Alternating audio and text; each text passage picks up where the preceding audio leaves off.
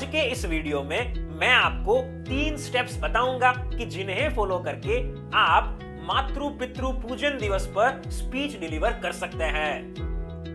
सबसे पहले तो आपको अपनी स्पीच की शुरुआत लोगों को संबोधित करके, और अगर वहां पर किसी के माता पिता उपस्थित है तो उन्हें इस दिवस की बधाइयां और शुभकामनाएं देकर करनी है। इसके बाद जो सबसे पहला स्टेप हम कवर करेंगे वह है कि हमें लोगों को माता पिता से जुड़ी एक कहानी बतानी है। आप कुछ इस तरह से बोल सकते हैं, साथियों, आज 14 फरवरी का दिन है कि जिसे हर साल मातृ पितृ पूजन दिवस के तौर पर मनाया जाता है। आज के इस दिन मुझे एक कहानी याद आ रही है। एक बार की बात है कि जब भगवान गणेश और भगवान कार्तिकेय के बीच होड़ लगी कि उन दोनों में से बड़ा कौन है, तब भगवान शिव और माता पार्वती ने कहा कि आप दोनों में से जो भी इस पृथ्वी की परिक्रमा सबसे पहले पूरी करके यहां पर लौटेंगे वो सबसे बड़ा है। भगवान कार्तिकेय पृथ्वी की परिक्रमा करने के लिए तुरंत ही निकल गए, लेकिन भगवान गणेश एकांत में जाकर सोचने लगे। थोड़ी देर के बाद वे अपने माता पिता के पास आए और बैठ गए, उनके चरणों की पूजा की और उनकी आज्ञा से उच्च स्थान पर उनको बिठाया। उसके बाद भगवान गणेश अपने माता पिता की परिक्रमा करने लगे। उन्होंने 7 बार परिक्रमाएं की। उन्होंने 7 टाइम्स परिक्रमा की। यह देखकर माता पार्वती ने पूछा कि वत्स, ये प्रदक्षिणाएं क्यों? तब भगवान गणेश ने कहा, सर्वतीर्थमयी माता सर्वदेवमयो पिता। मतलब कि माता में पूरी सृष्टि के सभी तीर्थों का वास होता है और पिता में सभी देवों का निवास होता है। समग्र पृथ्वी की परिक्रमा करके जो पुण्य प्राप्त होता है वो ही पुण्य अपने माता पिता की परिक्रमा करके प्राप्त होता है। तो यहां पर सोचने की बात यह है कि भगवान गणेश की यह सोच कितनी अनोखी थी। आमतौर पर लोग ऐसा नहीं सोचते हैं, लेकिन यह विशिष्ट सोच थी। तो इस तरह से आप सबसे पहले स्टेप को बताइए और लोगों को एक कहानी कहिए। मैंने तो आपको ये एग्जाम्पल दिया है, आप कोई भी कहानी कह सकते हैं कि जो माता पिता से जुड़ी हुई हो। अब हम आगे बढ़ेंगे और दूसरे स्टेप को इस स्पीच में कवर करेंगे। वह है कि हमें लोगों को यह कहना है कि माता पिता का हमारे जीवन में क्या महत्व होता है। आप कुछ इस तरह से कह सकते हैं, प्यारे साथियों, माता पिता का जीवन में बहुत महत्व होता है। हमारे जन्म के बाद हमारी परवरिश हमारे माता पिता करते हैं। हमें शिक्षा दिलाते हैं, अच्छे स्कूल में भेजते हैं कि जिससे हम अच्छी शिक्षा प्राप्त कर सके और सफल इंसान बन सके। आजकल तो बच्चों को स्किल्स भी सिखाई जाती है। माँ बाप अपना टाइम देते हैं और पैसे भी खर्च करते हैं बच्चों की स्किल को डेवलप करने के लिए। इतना ही नहीं, बच्चों में संस्कारों का सिंचन, उन्हें अच्छी आदतों को सिखाना, ये सब कुछ माँ बाप करते हैं। माँ बाप ये क्यों करते हैं? क्योंकि बेटा या बेटी भविष्य के अंदर एक जिम्मेदार व्यक्ति बन सके। जैसे ही बेटा या बेटी बड़ा होता है तो उसके बाद करियर को सिलेक्ट करने का समय आ चुका होता है।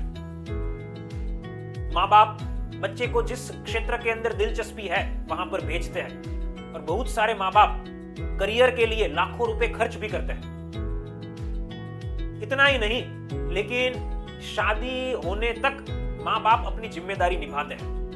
वे अपने बेटे या बेटी के लिए अच्छा पात्र ढूंढने में मदद करते हैं। तो यहां पर मैं कहना इतना चाहता हूं कि माँ बाप का हमारे जीवन में अहम रोल होता है। वे हमारे लिए बहुत कुछ करते हैं, लेकिन यहां पर अफसोस की बात यह है कि बहुत सारे बच्चे, उनके माँ बाप इतना करते हैं, उसके बावजूद भी शिकायत करते हैं कि हमारे लिए ये नहीं किया, हमारे लिए वो नहीं किया। तो मैं बस इतना कहना चाहता हूं कि उन्होंने हमारे लिए जो कुछ भी किया हुआ है उसके लिए हमें आभारी रहना चाहिए, शुक्रगुजार होना चाहिए। क्योंकि जब आपके बच्चे कहेंगे ना कि मेरे माँ बाप को तो ऐसा करना चाहिए था, मेरे माँ बाप ने तो ऐसा नहीं किया, तब आपको बहुत ही दुख होगा, तब इस बात को आप एक्सेप्ट नहीं कर पाएंगे। तो मेरा यहाँ पर सिर्फ इतना कहना है कि जो भी किया है आपके माँ बाप ने, आप उनके लिए थैंकफुल रहिए। तो इस तरह से आपको सेकेंड स्टेप बताना है और लोगों को कहना है कि माँ बाप का क्या इंपॉर्टेंस होता है। अब आगे बढ़ेंगे और इस स्पीच का तीसरा और आखिरी पॉइंट कवर करेंगे कि जिसमें हम लोगों को कुछ सलाह देंगे।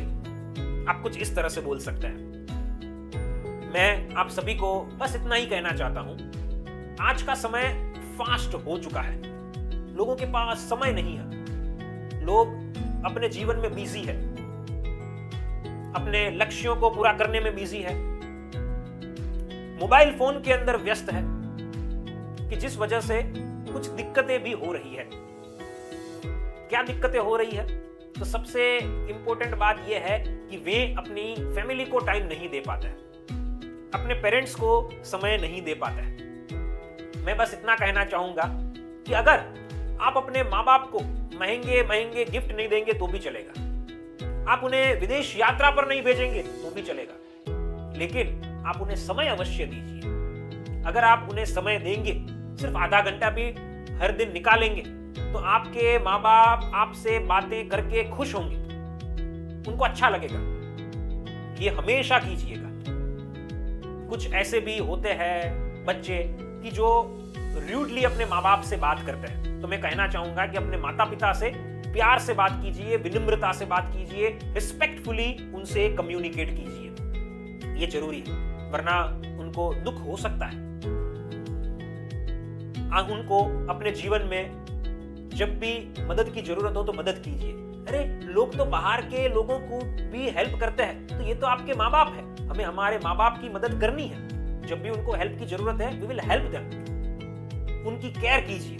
जैसे जैसे उनकी उम्र बढ़ेगी, हो सकता है उनकी बीमारियां बढ़े, उनका शरीर कमजोर हो जाए, तो हम यहाँ पर उनका ध्यान रखेंगे, उनके साथ जब भी जरूरत हो तब रहेंगे, जाने की आवश्यकता हो तो जाएंगे, कि जिस वजह से उनको ऐसा लगे कि हमारा ख्याल रखने के लिए कोई है।